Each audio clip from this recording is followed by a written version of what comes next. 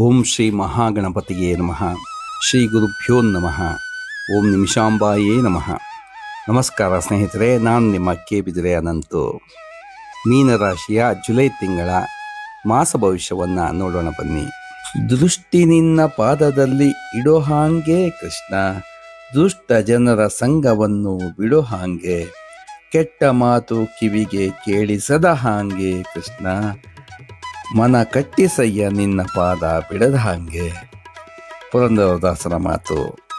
ದೃಷ್ಟಿ ಅನ್ನೋದು ಅತ್ಯಂತ ಶ್ರೇಷ್ಠವಾಗಿರುವಂತಹದ್ದು. ಭಗವಂತನ ದೃಷ್ಟಿ ನಮ್ಮ ಮೇಲೆ ಬಿದ್ದರೆ ನಮ್ಮ ಬದುಕು ಶ್ರೇಷ್ಠತೆಯಿಂದ ಉದ್ಧಾರವಾಗುತ್ತೆ. ಅಂತಹ ಗುರುವಿನ ದೃಷ್ಟಿ ಈ ತಿಂಗಳು ಮೀನರಾಶಿಯ ಮೇಲೆ ಬಿದ್ದಿದೆ. ಗುರುವಿನ ಸ್ವಂತ ಮನೆ, ಗುರು ವಿಜೃಂಭಿಸುವಂತಹ ಸಮಯ. ಗುರುವಿನ ದೃಷ್ಟಿಯಿಂದಾಗಿ ಮೀನರಾಶಿಯವರು ಈ ತಿಂಗಳು ಅತ್ಯಂತ ಯಶಸ್ಸನ್ನು ಜೀವನದಲ್ಲಿ ಪಡೆಯುತ್ತಾರೆ. ಹಣಕಾಸು ವ್ಯವಹಾರದಲ್ಲಿ ಸಾಕಷ್ಟು ಲಾಭವನ್ನು ಪಡೆಯುವ ಸಮಯ. ನಿಮ್ಮ ಸಾಧನೆಗಳು ಸಿದ್ಧಿಯಾಗುವಂತಹ ಸಮಯ ಬಂದಿದೆ. ಸರ್ಕಾರಿ ಉದ್ಯೋಗ ಹುಡುಕುವವರು ಸರ್ಕಾರಿ ಉದ್ಯೋಗ ಸಿಗುವ ಸೂಚನೆಗಳನ್ನು ಭಗವಂತ ನೀಡಿದ್ದಾನೆ. ಜನ್ಮರಾಶಿಯಲ್ಲಿ ಶನಿ ಮಹಾತ್ಮ ಇದ್ದರೂ ಕೂಡ ಗುರುವಿನ ದೃಷ್ಟಿಯಿಂದಾಗಿ 7.5 ಆಗುವ ಸಮಸ್ಯೆಗಳು ಕಡಿಮೆಯಾಗುತ್ತೆ. ಒಳ್ಳೆಯ ಸಮಯ ಬಂದಾಗ ತಾಳ್ಮೆಯನ್ನು ಕಳ್ಕೋಬಾರ್ದು. ವಾಹನ ನಡೆಸುವಾಗ ಹುಷಾರಾಗಿರಿ. ವಾದ ವಿವಾದಗಳಿಗೆ ಸಿಗಾಕೊಳ್ಬೇಡಿ. ಕರ್ಮ ಕೆಲಸ ಮಾಡೋದೇ ಹೀಗೆ. ಓಡುವವನ ಕಾಲೆಳೆಯೋದೇ ಕರ್ಮದ ಕೆಲಸ. ಹಾಗಾಗಿ ತಾಳ್ಮೆಯಿಂದ ಗುರುವಿನ ಆಶೀರ್ವಾದ ಫಲವನ್ನು ಅನುಭವಿಸಿ. ಇನ್ನು ಉಪಚಯ ಸ್ಥಾನದಲ್ಲಿ ಕುಜ, ಅಂದರೆ 3ನೇ ಭಾವದಲ್ಲಿ ಕುಜ, ನಿಮ್ಮ ಧೈರ್ಯ ಇನ್ನಷ್ಟು ಜಾಸ್ತಿಯಾಗುವಂತಹ ಸಮಯ. ಜುಲೈ 7ನೇ ತಾರೀಕು ಬುಧ ವಕ್ರ ಆಗಿ ಪಂಚಮದಿಂದ 4ಥ ಭಾವಕ್ಕೆ ಬರ್ತಾನೆ. ಮಾಡುವ ಕೆಲಸದಲ್ಲಿ ಬೇಜಾರು ಮತ್ತು ಆಲಸ್ಯ ಬರಬಹುದು. ಮನಸ್ಸನ್ನು ಚುರುಕಾಗಿ ಇಟ್ಕೊಳ್ಳಿ. ಆಲಸ್ಯಂ ಅಮೃತಂ ವಿಷಂ ಅನ್ನೋ ಮಾತಿದೆ.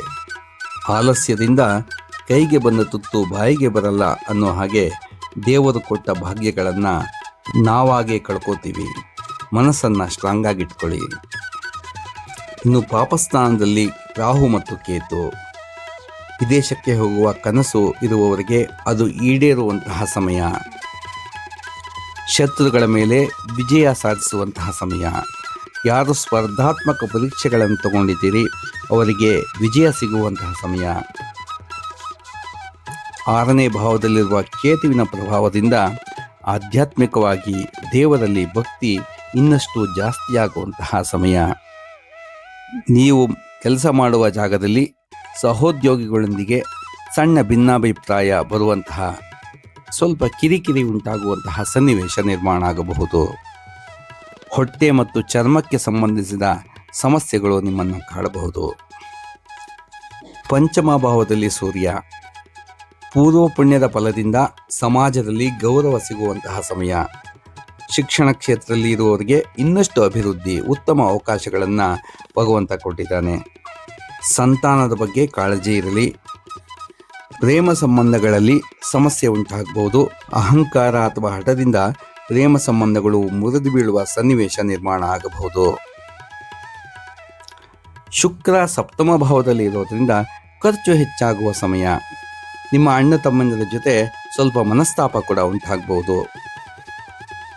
ಶೇರ್ ಮಾರ್ಕೆಟ್ನಲ್ಲಿ ಇನ್ವೆಸ್ಟ್ ಮಾಡುವವರು ಹುಷಾರಾಗಿರಿ. ಹೆವಿ ಇನ್ವೆಸ್ಟ್ ಮಾಡುವುದು ಈ ತಿಂಗಳು ಒಳ್ಳೆಯದಲ್ಲ. ಶುಕ್ರನ 7ಮ ಭಾವದಿಂದ ಉಂಟಾಗುವ ಸಮಸ್ಯೆಗಳ ನಿವಾರಣೆಗಾಗಿ ದೇವಿ ದೇವಸ್ಥಾನಕ್ಕೆ ಹೋಗಿ ಒಂದು ಅರ್ಚನೆಯನ್ನು ಮಾಡಿಸಿ, ಗುರುವಿನ ಫಲಪ್ರಾಪ್ತಿಗಾಗಿ ಕಡಲೆಕಾಳಿಂದ ಮಾಡಿರೋ ಕೋಸುಂಬರಿ ಅಥವಾ ಉಸಲಿಯನ್ನು ದೇವರಿಗೆ ನೈವೇದ್ಯ ಮಾಡಿ ನಿಮ್ಮ ಮನೆ ಹತ್ತಿರದ ದೇವಸ್ಥಾನದ ಭಕ್ತಾದಿಗಳಿಗೆ ಹಂಚಿ. ಒಟ್ಟಾರೆಯಾಗಿ ಜುಲೈ ತಿಂಗಳು ಮೀನರಾಶಿಯವರಿಗೆ ಸುಖ ಸಂತೋಷ ಕೊಡುವಂತಹ, ಪುಣ್ಯದ ಫಲವನ್ನು ಅನುಭವಿಸುವಂತಹ ಕಾಲ ಅನ್ನೋದರಲ್ಲಿ ಯಾವ ಅನುಮಾನವೂ ಇಲ್ಲ. ಎಲ್ಲ ಮೀನರಾಶಿಯ ಸಹೃದಯಿ ನೋಡುಗರಿಗೆ ಆ ತಾಯಿ ನಿಮಿಷಾಂಬೆ ಮಂಗಳವನ್ನು ಉಂಟು ಮಾಡಲಿ ಅಂತ ಹೇಳ್ತಾ ಈ ವಿಡಿಯೋವನ್ನು ಮುಗಿಸ್ತಾ ಇದ್ದೀನಿ. ಸ್ನೇಹಿತರೆ, ಈ ವಿಡಿಯೋ ಇಷ್ಟ ಆಗಿದ್ದರೆ ಲೈಕ್ ಮಾಡಿ, ಶೇರ್ ಮಾಡಿ ಮತ್ತು ನನ್ನ ಚಾನಲ್ಗೆ ಸಬ್ಸ್ಕ್ರೈಬ್ ಮಾಡಿ. ನಿಮ್ಮ ಜಾತಕದ ಯಾವುದಾದರೂ ಸಮಸ್ಯೆಗಳಿಂದ ನೀವು ಬಳಲ್ತಾ ಇದ್ದರೆ ನನ್ನ ವಾಟ್ಸಾಪ್ ನಂಬರ್ ಮೂಲಕ ನನ್ನನ್ನು ಸಂಪರ್ಕ ಮಾಡಿ ನಿಮ್ಮ ಜಾತಕದ ವಿಶ್ಲೇಷಣೆಯನ್ನು ಪಡೆಯಬಹುದು. ಸರ್ವೇ ಜನಾಃ ಸುಖಿನೋ ಭವಂತು, ಸನ್ಮಂಗಳಾನಿ ಭವಂತು.